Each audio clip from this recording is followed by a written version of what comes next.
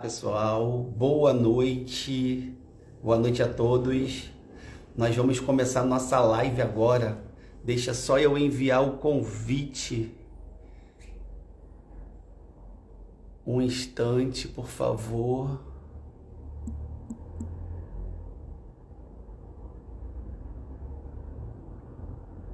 Pronto. Olá, Patrícia, Adriana, DJ Patrick. Gente, obrigado pela presença de vocês, Marcílio. Tá? Tô só aguardando a nossa convidada entrar. Só um instante.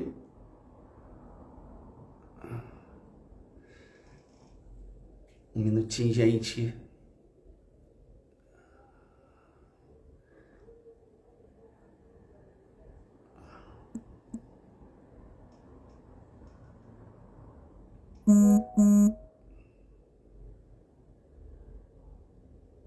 Só um minuto. Que já vamos. Deixa eu achar a Raquel aqui. Rick. Obrigado, pessoal. Adam. Hoje nós vamos falar, gente, sobre um assunto importante, que é a psicopatia. Igor, obrigado pela presença. Vamos falar um assunto importante, que é a psicopatia, né? Ela existe e nós vamos tratar se existe crianças psicopatas, né? Se, se o que a gente escuta por aí, se é verdade. Existem crianças que têm a conduta de psicopatia. Nós vamos ter a convidada Raquel, que é psicanalista, e ela vai estar esclarecendo isso para a gente, tá?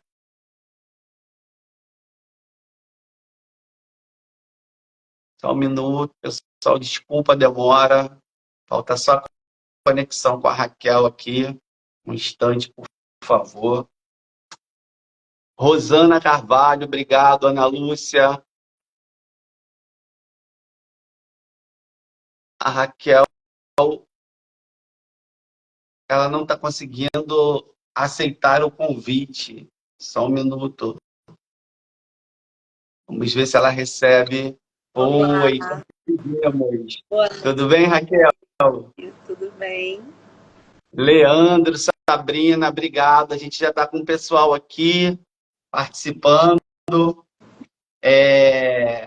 Eu vou me apresentar para quem já me conhece e para quem não me conhece, né?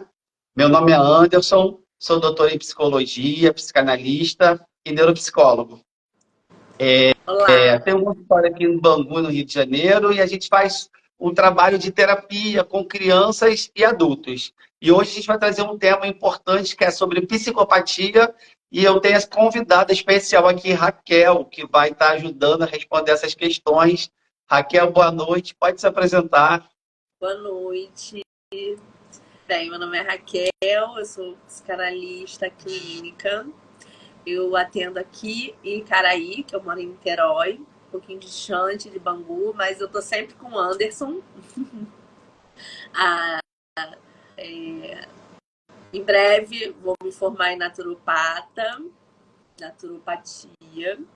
E hoje eu vim aqui fazer essa live com o Anderson. Espero que dê tudo certo. Seja bem-vinda, já deu tudo certo. Raquel, desde que nós resolvemos fazer essa live, né, levar essa informação para as pessoas, que é algo assim muito importante, que poucas pessoas têm conhecimento, né? Eu fiz uma caixa de perguntas e aí então as pessoas foram me enviando as perguntas, tá? E aí eu vou lendo e você vai respondendo, a gente vai conversando. Tá bom. É, a primeira pergunta, Raquel, foi: o que realmente é a psicopatia? Então, uma vez eu li que a psicopatia não é loucura, né? A psicopatia é a impossibilidade de amar, né? Só que de tanto que a gente estuda, né, a gente vê que não é apenas isso, né? A psicopatia é um transtorno, né, antissocial, aonde a pessoa não tem empatia pelo outro, né? Só que o psicopata, ele não vai enfrentar você. ele vai querer te conquistar, ele nunca vai ser uma pessoa desagradável, ele sempre vai estar ali, uma pessoa legal, lá do seu convívio, que você pode estar convivendo com um psicopata e nem sabe, né? Mas é uma pessoa que é agradável realmente, ele vai ser agradável para conquistar as vítimas, né? Então, é difícil você conseguir identificar um psicopata ali no ambiente que você vive, né? Que você está ali convivendo. Na verdade, é um transtorno, né, onde a pessoa, no caso, ela não vai ter empatia com a outra, ela até consegue imitar, né, Raquel, isso? Ela Sim, consegue imitar, ter o sentimento, ter a empatia, mas o propósito dela é um objetivo. é. Um Ela, objetivo. ela vai tentar manipular de alguma forma, né? E se ela precisar casar, por exemplo, casar, ter filhos, porque ela precisa desse status para alcançar algum objetivo, ela vai fazer isso, né? Então, ela manipula muito as situações, o ambiente para conseguir o objetivo de alguma forma. Ok. A segunda pergunta que fizeram é a seguinte: todo psicopata é assassino? Porque quando a gente fala em psicopata, a gente pensa em morte, né? Aquela pessoa, né, que mata em Filmes, né? série. Como é que é isso? Não, nem todo psicopata é assassino. O psicopatia tem três níveis, né? Leve, moderado e o grave. O grave é o assassino, né? É aquele que vai matar e ainda tem o psicopata grave que pode acontecer, né? Ter o agravante de ser o serial killer, né? Sim. Que ele vai matar de forma criando rituais, né? Uma morte em série, mortes em série. Porém, não, nem todo psicopata é assassino. Ele vai ter. Muitos psicopatas vivem entre nós, né? Eles têm uma vida ditas, né, como normal, Uhum. convive com a gente no ambiente de trabalho. Eles nunca nem cometeram crimes violentos, né? Mas eles Sim. sempre têm atitudes moralmente questionáveis, né? Sim. Mentem, cometem fraudes, então não necessariamente vai chegar a matar, né? A assassinar alguém. Eu mexi aqui porque a Ana Paula disse que não estava ouvindo, aí eu fui ver se era o celular, mas ela escreveu que já está ouvindo. O meu Exatamente. tá Então, ouvindo? tá, agora disse que está ouvindo. É, então a gente entende que a gente tem psicopata ao nosso convívio, talvez, né? Que a gente não sabe. Sim, Aquele cara, né? Aquela pessoa no trabalho que vai te enaltecer, né? Vai te elogiar, vai te ajudar, mas com o propósito, de repente, de conseguir pegar um projeto que é seu e apresentar como se fosse dele. Enfim, ele tende a te colocar numa posição de segurança e depois fazer com que você desconfie até de si mesmo, né? exatamente. E eles Até vão dessa ser sempre utilidade. muito encantadores, agradáveis, né? São sempre esse perfil, né? Sim. Um abraço para o Leandro, que está assistindo a gente aí. A terceira pergunta que foi feita aqui, Raquel, é a psicopatia, como é que ela é? A pessoa vira psicopata, é uma condição genética? Não, a psicopatia é genética, tá? Ela tem a carga genética, ele não se torna um psicopata. O psicopata, ele nasce psicopata. Ele não vai, ou na infância ou na adolescência, se tornar um psicopata. Tem, claro, as questões ambientais, o meio familiar, social que essa pessoa vive, mas que podem agravar ainda mais o nível ou as questões que ele vai vivenciar durante a vida.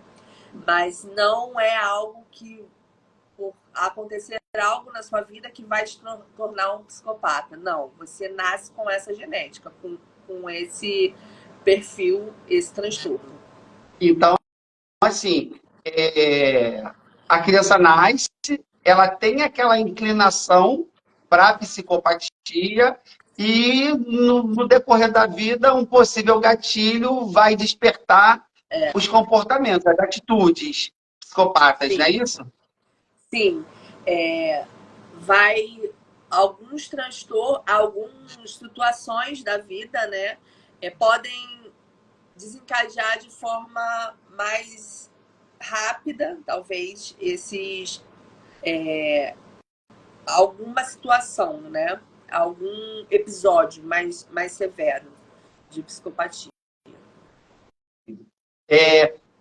Algumas pessoas me perguntam qual é o relacionamento mais funcional de alguém que tem um transtorno. E eu sempre digo, é o psicopata com o borderline, né? Porque assim, ele não vai sair por aí perguntando se a pessoa é borderline, mas a gente sabe que as pessoas que são border têm características de dependência afetiva. Então, assim, essas pessoas são muito mais fáceis de se manipular.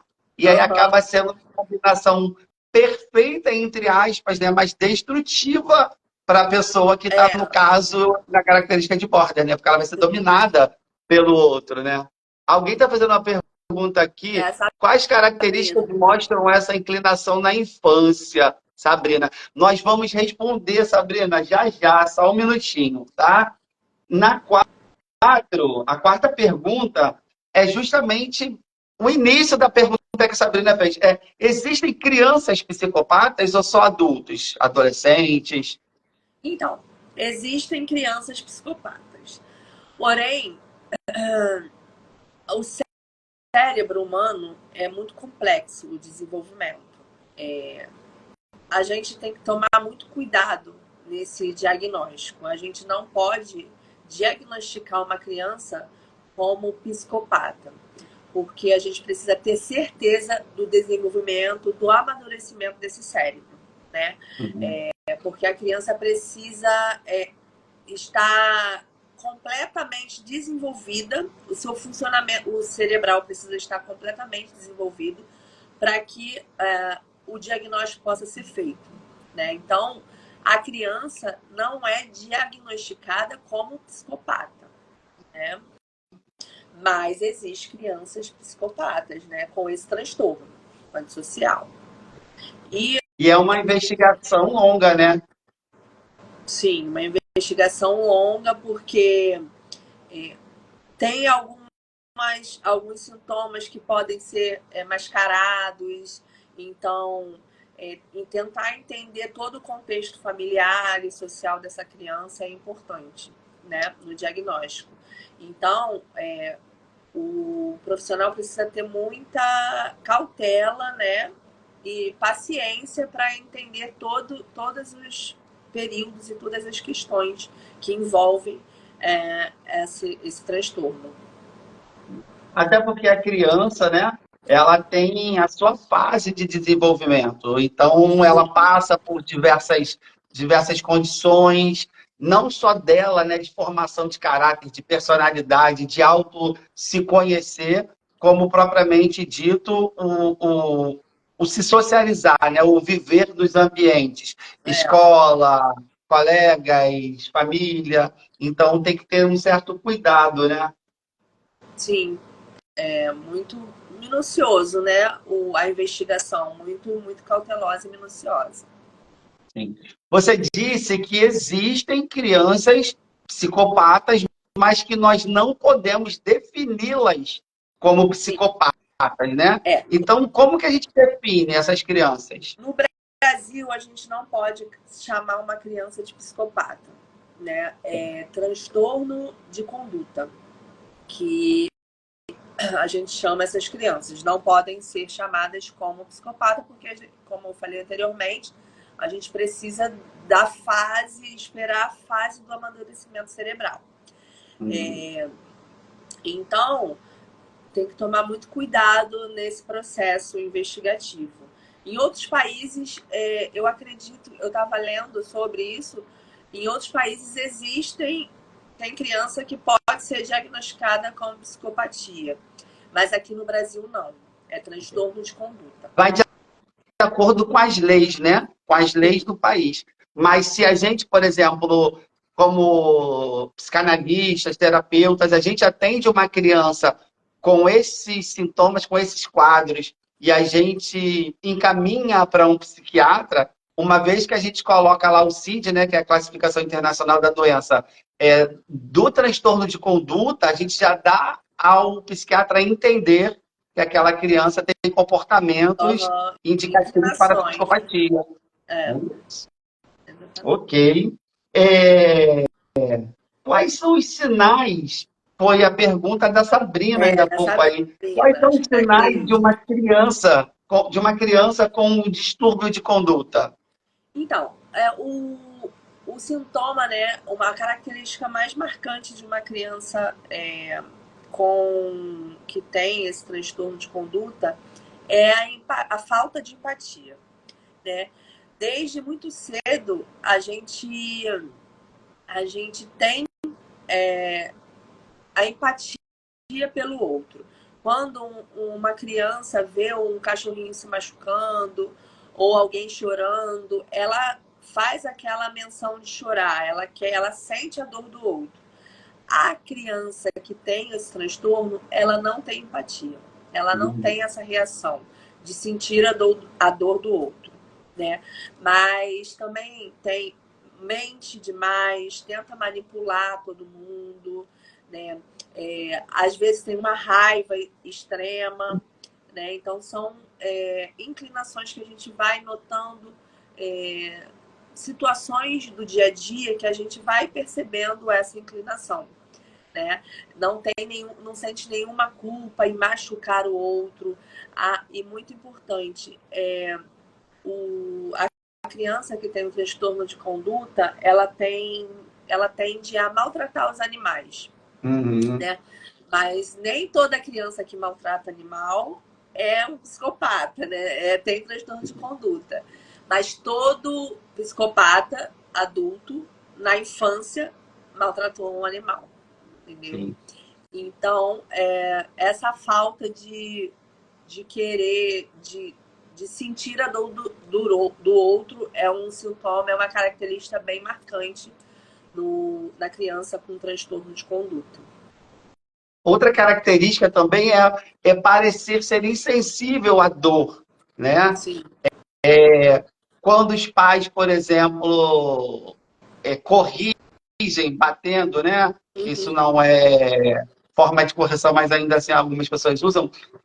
Não chora, não mostra a sensação de dor, ou seja, são pessoas que têm realmente todas as emoções ali muito controladas para o que elas realmente querem passar para o outro, né? Sim. Tendem a ter voz mansa, né? Ser supostamente equilibradas, né? Mas tudo de uma forma muito estratégica. Tudo manipulado, né? Tudo coreografado, praticamente.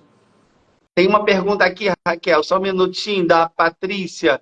Crianças que mordem ou batem nas outras crianças também podem ter relação? Não. Pode, só se ela fizer aquilo querendo ferir conscientemente uma outra criança, uma outra pessoa. Porque a criança, ela tem esse instinto de morder, né, e bater. Mas precisa entender se ela está fazendo aquilo de forma consciente e porque ela quer machucar o outro, né? Entendendo que aquilo vai ferir o outro. Eu acredito que não é uma característica que que se enquadre nesse transtorno. Até porque, ainda que a mente da criança, né, ela ainda esteja em formação, em fase de maturação, o cérebro psicopata, né, ou do transtorno de conduta, ele já tem entendimento do que é fingir. Então, assim, nem tudo que ele fizer para causar um mal ao outro, para enaltecer seu ego, vai ser às claras, vai ser na frente das outras pessoas, né? Vai ser de forma sutil, discreta, onde ele passa até como a vítima ao invés do autor, É, né? é verdade. Assim, não é que uma criança que tenha a tendência à psicopatia não possa fazer isso, maltratar, morder, machucar, mas não significa que seja. Até porque a gente tem que entender que para laudar, né, uma pessoa, independente de qualquer transtorno, precisa ter diversos sintomas e um dos sintomas tem que ser prejudicial à vida daquele indivíduo, né? Ou de outro, tá? Então, não necessariamente vai ser, né, Raquel? Sim, não. A sétima pergunta, tô no certo, sétima pergunta. A cura para essas crianças que são diagnosticadas com transtorno de conduta? Então, não há uma cura para o transtorno de conduta, né? Há um tratamento, né? E as intervenções feitas no momento certo. Quanto mais cedo tiver essa intervenção, pode alterar a vida prática dessa criança para sempre, né? Ele vai se tornar uma pessoa funcional que não vai atrapalhar a vida prática dele, no convívio dele com família, social, desde muito cedo, se for feito esse tratamento, ele pode ter a vida prática dele tranquila. Então não tem cura, mas tem tratamento que Sim. não normal, né, para uma vida prática dentro dos padrões da normalidade, né? Se a gente for distinguir entre os níveis, né, de psicopatia, como você foi inicialmente, né, o leve, moderado e o grave, né, o severo, quem tem o grau de psicopatia leve e faz um acompanhamento terapêutico e psiquiátrico, ele pode conviver normalmente em sociedade, tá? Ele vai estar provavelmente sempre tentado a conseguir algum benefício para si, mas por ele estar em acompanhamento, ele vai racionalizar o impacto que pode causar. Então, ele tem aquele desejo ali, né, de fazer aquilo que o inconsciente dele pede, custe o que custar, mas ele vai ter mais dificuldade em colocar em prática. Então, assim, o psicopata ele pode viver em sociedade. Tanto pode que convive, né? Como eu falei, às vezes temos ao nosso entorno e nós não sabemos. Sim. É isso, né? Promove aí um desenvolvimento funcional dessa pessoa durante toda a vida, né? Com os Sim, tratamentos adequados. sim. Quando os responsáveis percebem esses sinais numa criança, qual deve ser a atitude deles? Sim. A primeira coisa é não negar que há algo diferente naquela criança, né? Tentar entender, procurar tratamento, né? Procurar um profissional que possa ajudar, né? Mas eu vejo muito como o cuidador dessa criança, né? Precisa ter uma educação um pouco mais trazendo mais limites para a vida dessa criança. Porque a gente assistiu um filme até no curso que a gente fez aí com você, que é Precisamos Falar sobre Kevin, aonde o Kevin manipulava a família, manipulava o pai e a mãe para brigarem, para ele sair como inocente em alguma situação que ele tenha causado. E ele sempre manipulava, inclusive, os médicos no diagnóstico dele, né? Sim, verdade. Então, eu acredito que esse limite mais rígido para uma criança que já tem essa inclinação é um bom início de tratamento, digamos assim, né? Porque ele vai saber exatamente até onde ele pode ir dentro do ambiente familiar. E isso vai moldando ele para a vida social dele, né? Então, a educação familiar vai moldar vai fazer com que ele entre num padrão organizacional que ele precisa ter para conseguir um desenvolvimento funcional. Sim. Quando a gente fala que há uma genética e aí depois vem um gatilho, né, que faz com que aquilo vá se desenvolvendo, e existem 3 níveis aí, a gente também pode dar como exemplo o filme sobre, precisamos falar sobre Kevin, que ele era uma criança não desejada, né?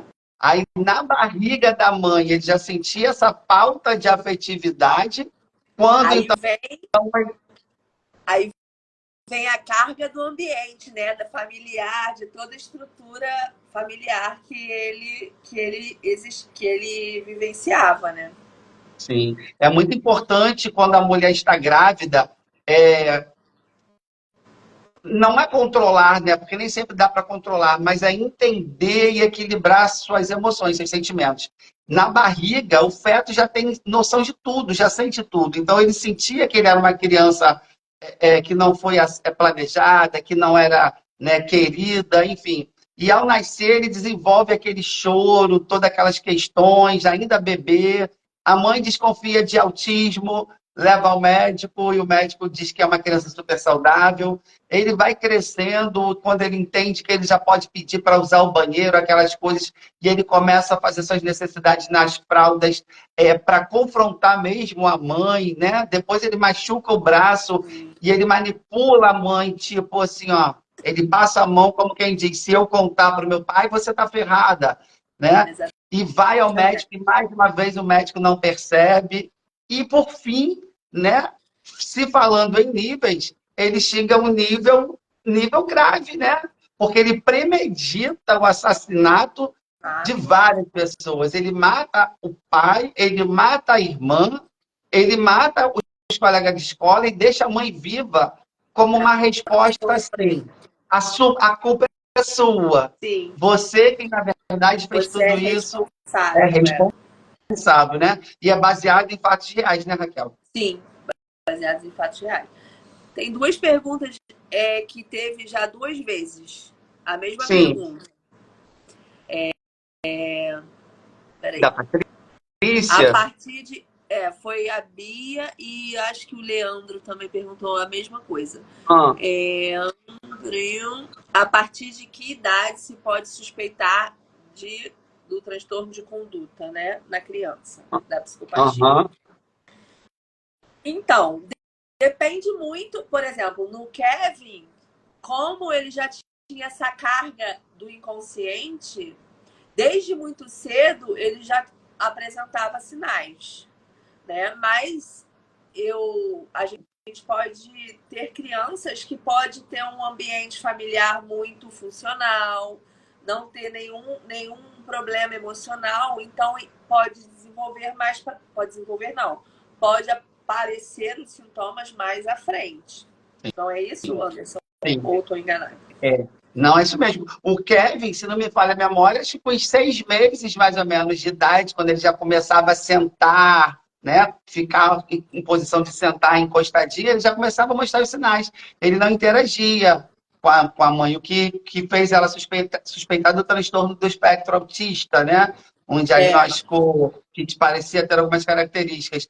Mas quanto mais a criança ela tem autonomia, por exemplo, a criança quando chega na fase oral, né? Que vai até a fase dos 2 anos aproximadamente, onde ela coloca as coisas na boca, ela entende que a mama da mãe é para o seu alimento, mas também para o seu afeto, para o seu conforto. Depois, entre 2 e até 4, 5 anos, vem a fase anal, onde ela começa a ter identificação da vontade de fazer xixi ou de fazer cocô, enfim. A partir desse momento, de 1 ano, 2 anos, que ela vai tendo entendimento sobre isso, os sintomas já podem ficar claros, né? Já podem ter sinais ali, porque ela já vai saber se manifestar, né, dessa forma. Exatamente. E aí vai ser de indivíduo para indivíduo, de acordo com a Raquel falou, com o ambiente, com toda aquela vivência ali que vai despertar algo a mais ou não, né? Ou vai ficar mais sutil.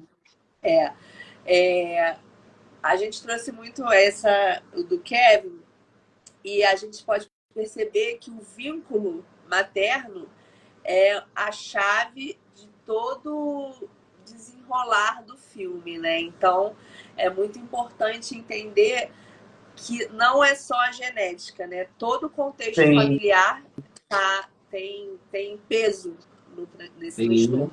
sim. Por exemplo, o autismo e o TDAH, a gente sabe que é genético, mas pode-se pular gerações sem que o filho, alguém, venha com o transtorno, né?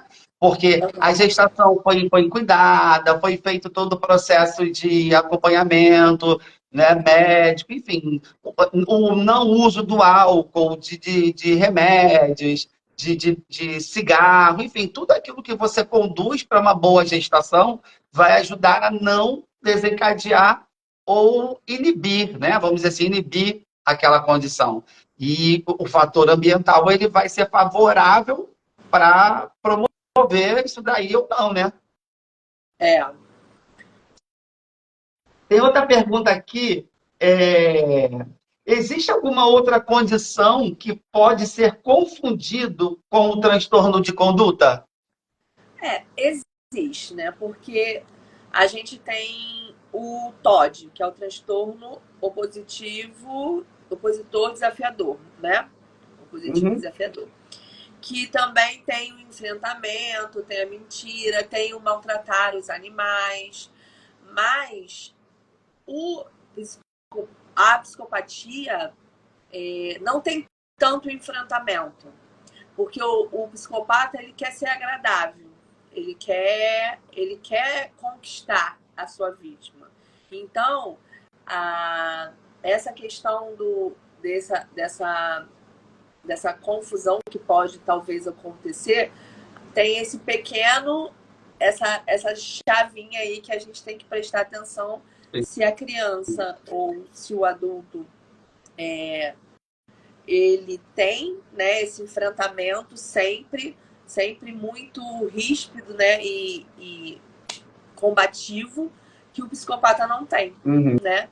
Então, eu acho interessante que os profissionais precisam ter um olhar bem minucioso, né? É bem delicado, bem cuidadoso na hora do diagnóstico, porque algumas características podem ser mascaradas sim, porque o psicopata tem essa, esse jeito de ser, né? De querer disfarçar aquilo que ele tem certeza que o outro vai se afastar dele. Então, é muito cuidadoso esse diagnóstico, né? Sim.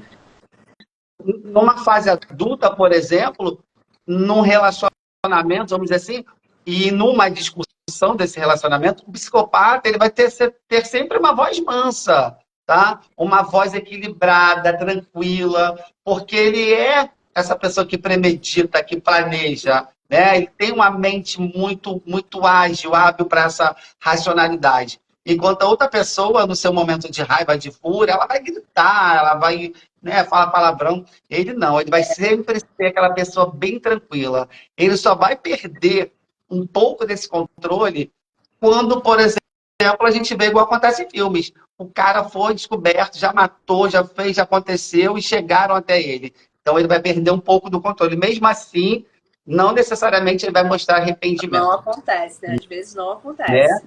Isso aí. E na criança, o TOD, né, o transtorno positivo desafiador, a criança vai bater no outro coleguinha, vai enfrentar a mãe, vai enfrentar o pai, vai chutar alguém na rua. Ele tem essa Não impulsividade vai querer mesmo. esconder isso de ninguém, né? Já o Não vai psicopata vai esconder isso querer de ninguém. Não vai. disfarçar. E a criança, isso aí. E a criança no transtorno de conduta, não. Ela é uma criança mais estrategista, né? Ela vai É. manipular, né? Se vitimizar. Alguém perguntou aqui, é, a Alexandra, acho que é isso. Mas o diagnóstico com uma criança com essa patologia se aflora com qual idade, né? Foi a resposta que nós demos. A partir do momento que ela tem entendimento, né, das suas condições de uso oral, né? Comer as coisas, experimentar, mamar, e depois da fase anal, que a criança, né? Nós passamos por diversas fases de desenvolvimento. Então, quanto mais ela tiver entendimento disso, mais vai se aflorar de acordo com o ambiente, tá? Porque ela pode viver num ambiente saudável que não vai despertar. A gente tem que entender que precisa de um gatilho para que essa patologia venha florescer, né? Se ela viver num ambiente harmônico, não vai ser dessa forma. Aí tem outra pergunta também. Qual é a maior dificuldade em lidar com uma criança com desvio de conduta? Bem, eu acredito que o entendimento, né? Os pais, né? Os cuidadores precisam entender, primeiro de tudo, o que é o transtorno, como lidar com as atitudes, né, dessa criança, para conseguir criar estratégias para modular a sua resposta para as atitudes dessa criança, né? Perceber, ser muito perceptivo na hora que perceber as mentiras, a manipulação, para não ser completamente manipulado por ele, né? Acredito que eu acho que o principal é entender, estudar, saber do que se trata realmente esse transtorno, não ficar, não querer se enganar, não querer ver o que está acontecendo e não ir buscar profissionais que vão ajudar nesse tratamento, né? Nesse entendimento desse transtorno. Para mim. Eu recebo pais no meu consultório que falam, meu filho com 2 anos fala inglês, falam 2 línguas, porque isso acontece, né? Pode ser uma criança que tenha alta habilidade. Aí você pensa, o pai reconhece que uma criança de 2 anos já fala 2 idiomas. Por que que o pai de uma criança com desvio de conduta não vai perceber que para aquela tão pouca idade, aquela criança tem uma habilidade tão grande, né, de manipular? Qual é a dificuldade de enxergar? Porque talvez o problema todo esteja aí. O fingir que não está existindo aquilo ali, que não está vendo. Por exemplo, um primo chegar e dizer, olha, ele cuspiu no meu prato. Não, ele não faria isso, né? Ou ele mandou pegar não sei o que na mochila do colega dizendo que era brincadeira, e depois me acusou. Não, meu filho não faria isso. Ou seja, fechar os olhos para essa realidade, né? É verdade. Eu acho que o entendimento é o caminho, né? Sim. Tentar entender mais profundamente o que esse transtorno é. Sim. Eu tenho aqui a última pergunta. Se alguém quiser fazer pergunta aí, aproveita, né?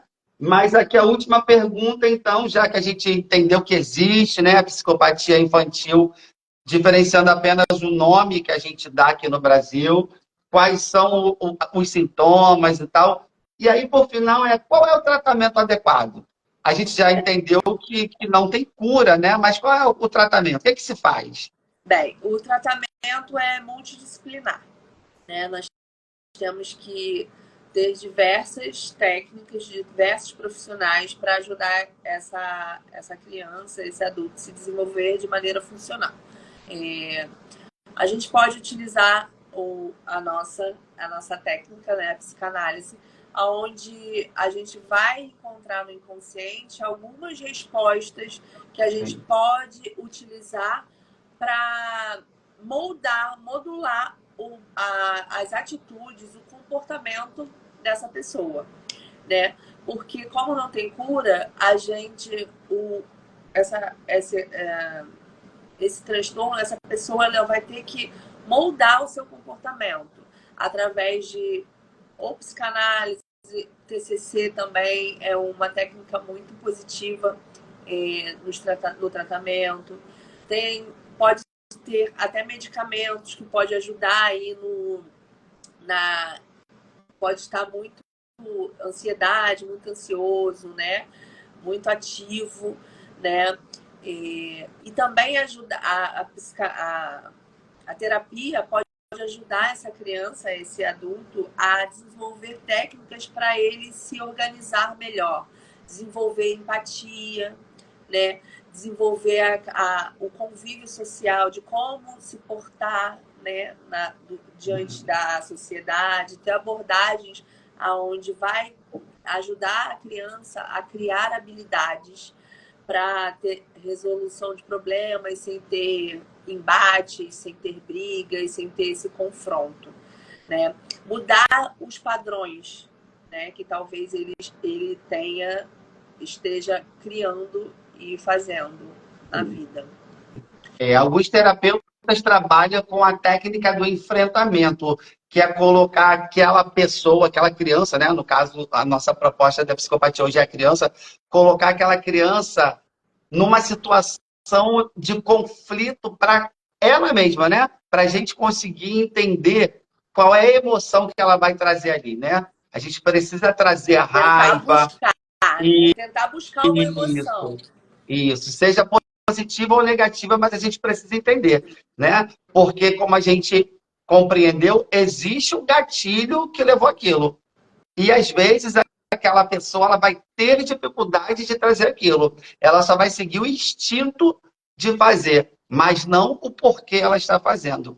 E aí o papel da terapia, né, seja a terapia cognitiva comportamental, seja a psicanálise, né, que aborda muito o inconsciente, né, o que está mascarado ali, seja a terapia de aceitação e responsabilidade, as medicações, né, psiquiátricas, terapias em grupos, a participação assídua da família, né? Isso tudo é importante. Então, gente, assim, é basicamente isso o nosso assunto hoje. Não é um assunto que é brincadeira, porque, assim, é fato. Quando a gente vê um filme baseado em fatos reais, muitos desses fatos, às vezes, estão acontecendo nas nossas proximidades, em bairros próximos, cidades próximas, tá? Então, assim, não temos que fechar o olho nem sair diagnosticando todo mundo, né? Mas temos que buscar o auxílio de um profissional para estar ajudando aí a identificar o que está realmente acontecendo com aquela criança ali, né? Porque a gente tem que levar em duas vertentes. Ela está cometendo atos ruins, mas ela ainda é uma criança. Exatamente. Né? E aí faz o quê? Abandona, abre mão dessa criança? Não, né? Então a gente busca soluções, né? Oportunidades de melhora. Quero mandar um beijo para a Mirlene. Ela entrou, mas não sei se ainda está online. Tá? Ela até fez uma pergunta aí. Qual foi, Raquel? Ela botou um caso. Conheço um menino que tem 11 anos. Ele tem cara de psicopata. E ontem eu presenciei ele falar coisas horríveis para a avó dele. E ele não demonstra arrependimento.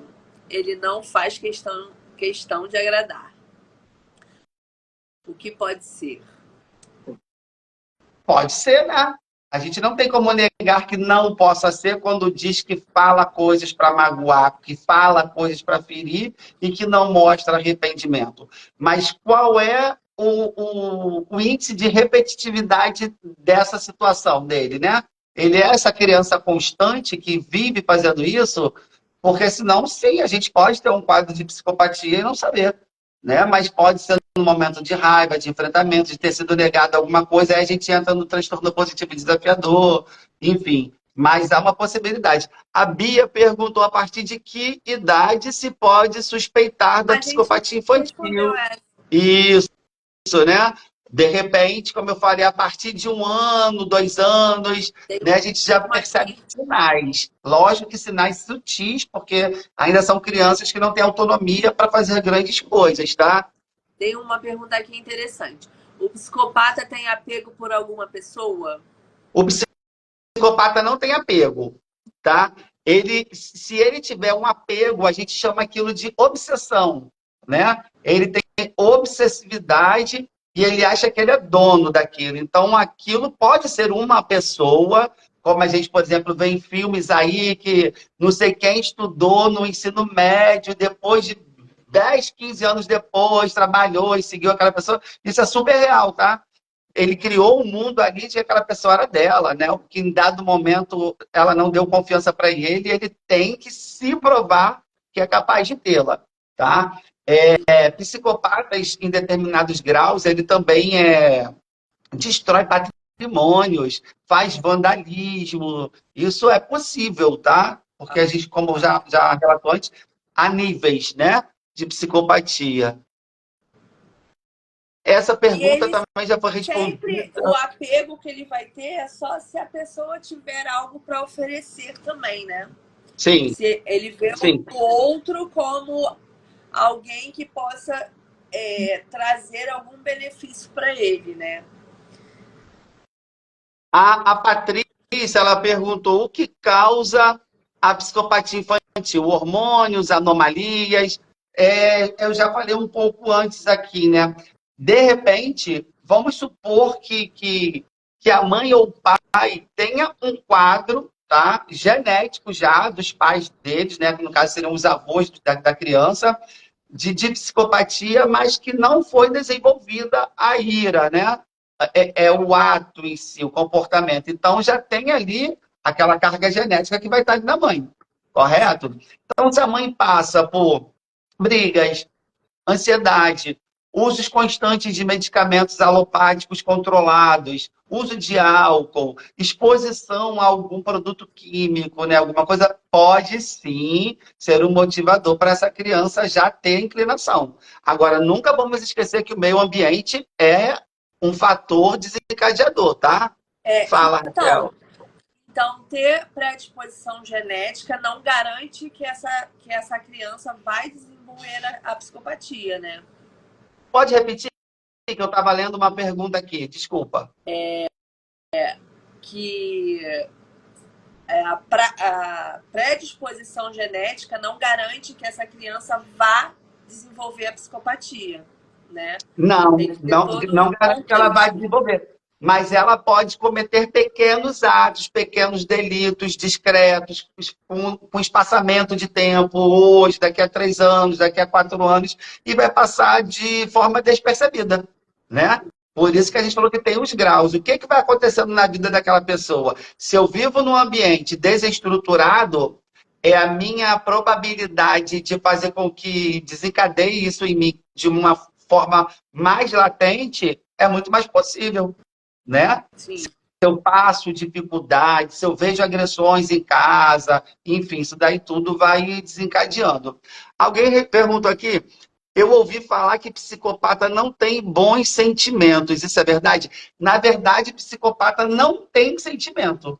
Não é que sejam bons, né? Ele não tem. Ele aprende a imitar a felicidade, imitar a compaixão, né? Imitar a empatia. Tudo nele, na verdade, é o aprendizado da imitação.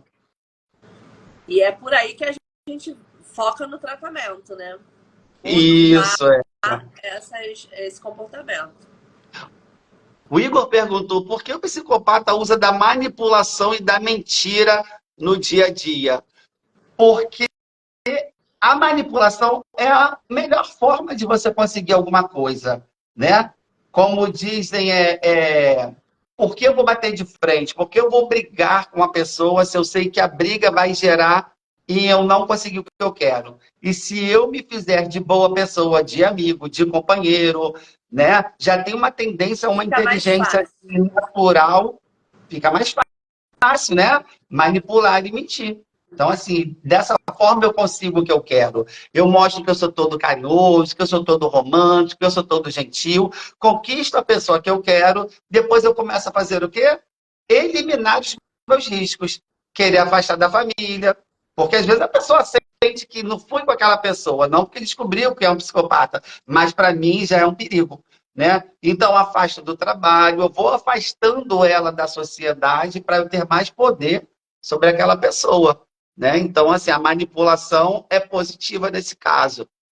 Parabéns, Raquel. A Adriana está te dando parabéns. Obrigada, Mirlene, gente. live maravilhosa. Espera aí, gente, que eu estou tentando ver aqui. Sabrina, amei de verdade a live, muito gratificante, obter mais conhecimento. Quero bis por mais lives assim. Wagner, Drica, enviar uma solicitação para participar. Meus parabéns. O nível dessa live é excelente, vocês são incríveis. Obrigado, Leandro. Irani, muito importante esse assunto, obrigado. Marcos Vinícius, obrigado. Mirlene, Rosana, parabéns, fizeram uma live sensacional. Coach, Coach Monsores, acho que é isso. Gente, olha, obrigado a todo mundo que participou, que dedicaram um tempo aqui. E eu quero pedir que, se vocês quiserem saber sobre outros assuntos, né? Vocês podem deixar dicas, ideias lá para outro momento a gente está falando. Tá ok? Raquel, obrigado pela sua presença, pelo seu tempo, pelas suas explicações. Tá? Grato mesmo que a gente possa fazer outra live, outras lives, tá? Gente, eu super indico Raquel, terapeuta psicanalista integrativa, procurem se precisar, terapeuta alternativa, trabalha com várias... Isso, atende, vai presencial, mas também atende online, né, Raquel? Online também. Tá? Qualquer coisa, vai lá no direct da Raquel. Isso aí, vai lá no direct dela e deixa uma mensagem lá. Quem sabe, né? Se não for sobre esse assunto, qualquer outro, uma ansiedade, terapia de casal, luto, o que for, a gente está aqui, tá bom? Obrigado, pessoal. Até mais. Anderson. Obrigado, Raquel. Até mais. Beijo. Tchau, tchau.